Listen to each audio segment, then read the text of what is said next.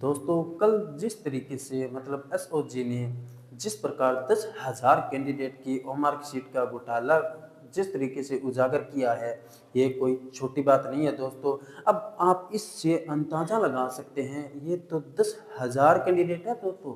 अभी तो बहुत कुछ आना बाकी है। आपको मैं कल और सबूत के साथ पेश करूंगा, पर कुछ सबूत और बता के जाता हूं दोस्तों, क्योंकि अभी तो 2018 के बाद से ये सब कुछ हो रहा है।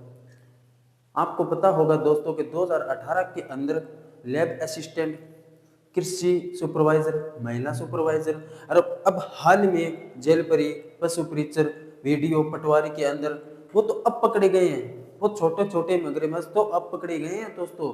अब आप इससे अंदाजा लगा सकते हैं कि 2018 के कार्यकाल के बाद कितनी मार्कशीटों के अंदर गड़बड़ियां चल रही थी।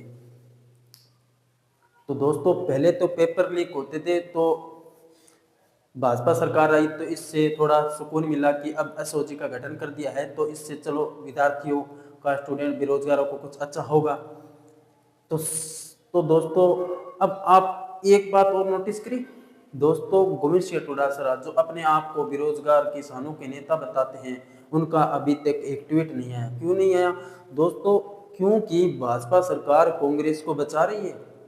क्योंकि दोस्तों एसआई के अंदर, एसआई की थानेदार जो कि तारनक शहर का राजा होता है, थाने पर एक राज करता है। तो आप इससे अंदाजा लगा सकते हैं दोस्तों कि किस प्रकार कांग्रेस को बीजेपी बचा रही है। और यही नहीं, 2018 के अंदर बीजेपी की सरकार थी, कुछ भर्तियों में उनकी गड़बड़ थी। अब 2018 के बाद 2019 के लास्ट तक जिस प्रकार कांग्रेस की सरकार आई, तो कांग्रेस ने बीजेपी को बचाया, अब बीजेपी कांग्रेस को बचा रही है। इसी बीच एक सचिन पायलट का बयान भी आया है, वो आपको मैं बाद में सुनाऊंगा। लेकिन सबसे पहले दोस्तों, आलोक राज ने अभी एक ट्वीट किया है कि जिसके 2 गुणाम के अंदर नंबर है, उनकी मार्कशीट ऑनलाइन कर दी जाएगी। मैं आलोक राज जी से सीधा और स्पष्ट प्रश्न करना चाहता हूं कि अगर जिसके -6 के अंदर मार्कशीट के अंदर नंबर आए थे, उनके 265 कर दिए गए, तो उनका क्या होगा? क्या उनके ऊपर कार्रवाई होगी?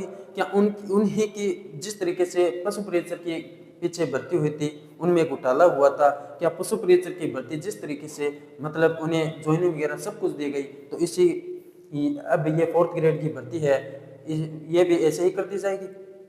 क्या इनको भी ऐसे ही ज्वाइनिंग दी जाएगी? क्या उन पर कोई कार्रवाई नहीं होगी?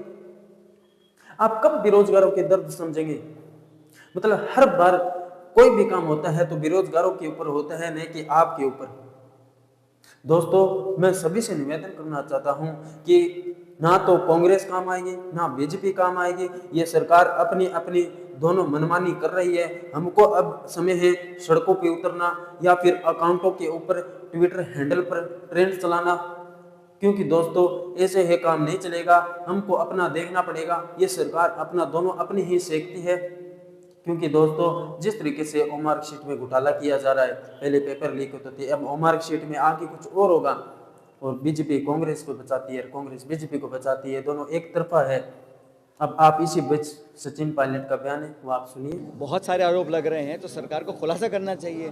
पिछले कार्यकाल में जो हुआ उसकी अब जांच करें, कोई आपत्ति नहीं है। लेकिन आपकी नाक के नीचे जो आरोप लग रहे हैं, जो लोग प्रमाण दे रहे हैं, जो मीडिया में आ रहा है, उस पर भी जांच करनी चाहिए ना। गलत है, किसी की सरकार में भी काम हो। तो ये सरकार को अपने कार्यकाल में 2 साल में जो अब तक भर्ती हुई हैं, जहाँ पे जैसा आपने कहा लोग आरोप लगा रहे हैं, उसकी भी जाँच करनी चाहिए और जल्द करनी चाहिए।